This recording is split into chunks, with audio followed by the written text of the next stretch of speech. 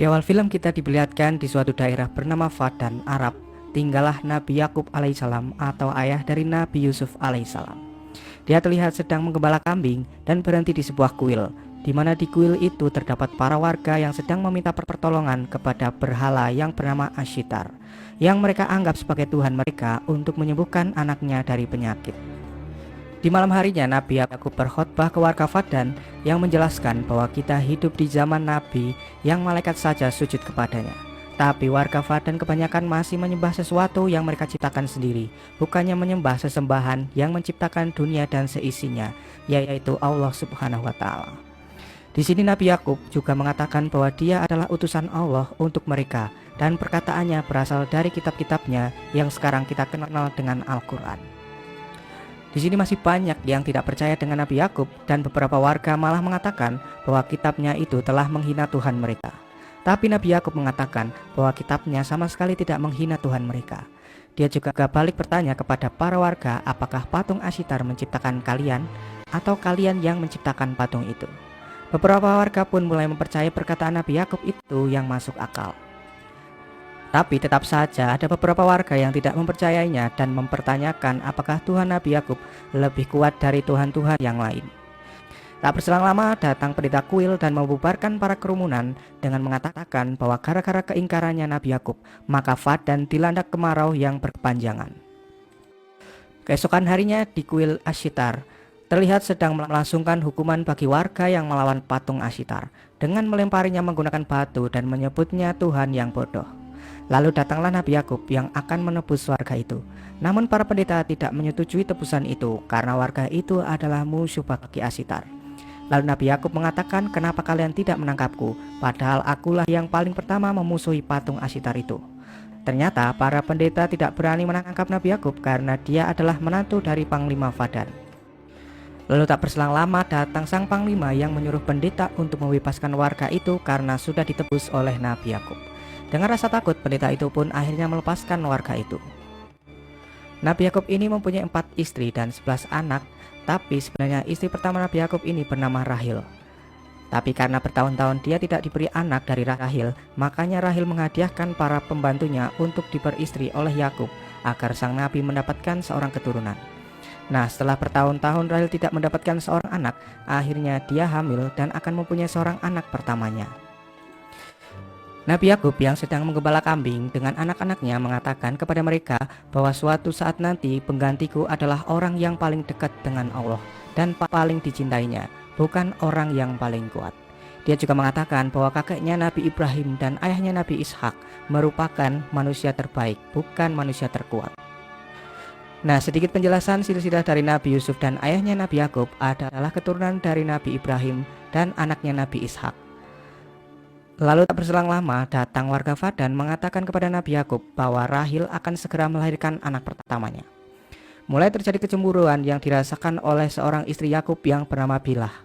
Dia takut kalau Nabi Yakub akan lebih mengistimewakan Rahil dan anaknya nanti ketimbang ketiga istrinya dan anak-anak yang lain.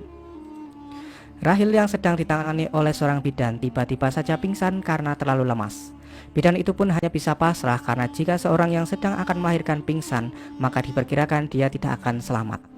Hal itu membuat salah satu warga di situ mengatakan bahwa ini pasti akibat kemurkaan dewa Ashitar terhadap Yakub dan Rahil. Namun Yakub yang mengetahui keadaan Rahil semakin memburuk, ia lalu pergi untuk berdoa kepada Allah untuk meminta pertolongan. Ayah Rahil atau sang Panglima Fadan semakin percaya kalau Yakub adalah pembawa petaka bagi warga Fadan. Apalagi dia malah pergi saat istrinya sedang dalam kondisi memburuk. Namun ternyata Nabi Yakub pergi menyendiri untuk meminta pertolongan kepada Allah Subhanahu wa Ta'ala. Dia terus berdoa sampai malam tiba. Sementara itu di rumah Rahil, para warga mulai mengatakan kalau Yakub telah dikutuk oleh para dewa Babilonia. Para pendeta yang mendengar kabar itu pun merasa sangat senang dan berniat akan menolong Rahil untuk membuktikan bahwa Tuhan mereka lah yang akan menang. Mereka pun datang ke tempat Yakub dan mengatakan, kenapa kalian tidak meminta bantuan kepada Tuhan Yakub yang dianggapnya adalah paling kuat. Nabi Yakub pun datang dan mengusir para pendeta di rumahnya karena dia tidak membutuhkan pertolongan dari para pendeta kuil, dan kembali berdoa kepada Allah Subhanahu wa Ta'ala agar menunjukkan kuasanya kepada seluruh warga Fadan. Tak berselang lama ternyata Rahil kembali sadar dan bisa melahirkan bayi pertamanya dengan selamat. Sementara itu, penyihir yang diusir oleh Yakub tadi terus memohon kepada Tuhannya agar dia segera menghukum Yakub dan berharap Rahel dan anaknya mati malam ini. Tapi tak sengaja dia malah menjatuhkan obor api yang membuat kuil itu terbakar bersamanya.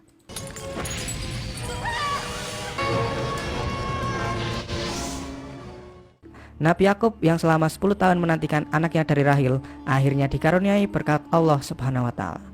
Dia menamai anaknya dengan nama Yusuf. Di malam itu juga turun hujan sangat lebat di Padan yang Yakub percayai adalah berkah dari kelahiran Yusuf. Para warga pun lalu membicarakan tentang kelahiran anak Rahel yang lancar dan turunnya hujan di Padan bersamaan dengan anak Rahel dan Nabi Yakub. Warga yang tadi mengatakan Yakub dan Rahel terkena kutukan terkejut mengetahui Rahel dan bayinya sehat walafiat. Sementara itu para warga akhirnya menyadari bahwa kuil Ashitar sedang kebakaran. Mereka pun berbondong-bondong ke kuil untuk memadamkan api itu.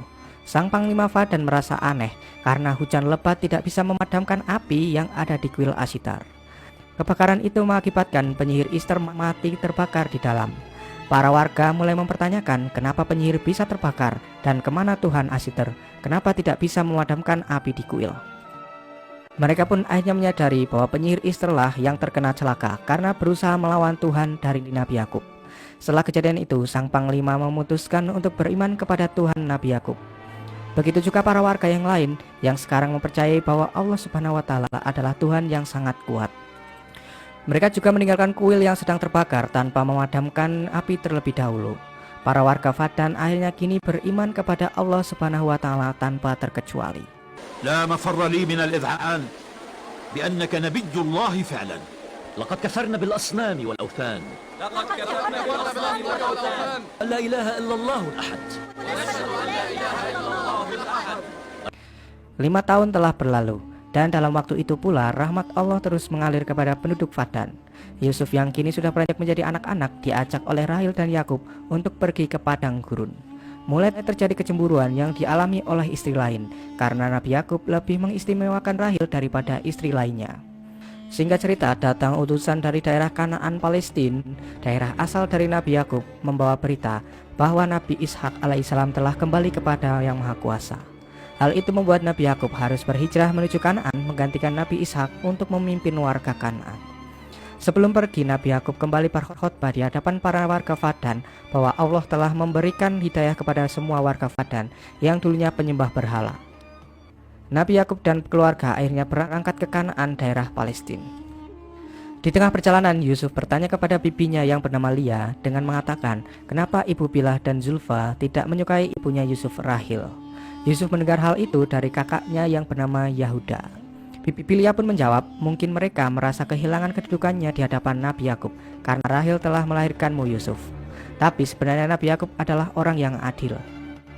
Di malam harinya pun kita diperlihatkan Bilhah yang mengatakan kepada Lia kalau dia merasa cemburu jika Nabi Yakub lebih memuliakan Rahel dan Yusuf. Lia pun dengan jawaban yang ikhlas mengatakan bahwa wajar saja kini Yakub memperlakukan Rahel seperti itu karena dia baru saja melahirkan anak pertamanya. Kita juga dulu diperlakukan seperti itu oleh Yakub. Tapi Bilhah yang sudah dikuasai oleh setan tetap saja tidak menerima jawaban dari Lia dan malah memanas-manasi anaknya. Di saat rombongan hampir sampai di Kanaan, Rahel yang hamil anak kedua mulai merasakan kontraksi yang tandanya dia akan segera melahirkan anak. Yakub pun menyuruh anak-anaknya untuk membangun tenda agar bisa menjadi ruang persalinan bagi istrinya itu. Nabi Yakub kembali berdoa kepada Allah untuk kelancaran persalinan Rahel. Tapi Allah berkehendak lain. Rahel telah pulang ke sisinya sedangkan bayinya baik-baik saja. Kejadian itu membuat Nabi Yakub dan Yusuf menangis bersedih. Begitu juga dengan Lia, kakak dari Rahel yang menggendong bayinya. Tapi tidak untuk Bilhah yang kelihatan merasa senang karena kini Rahel telah tiada.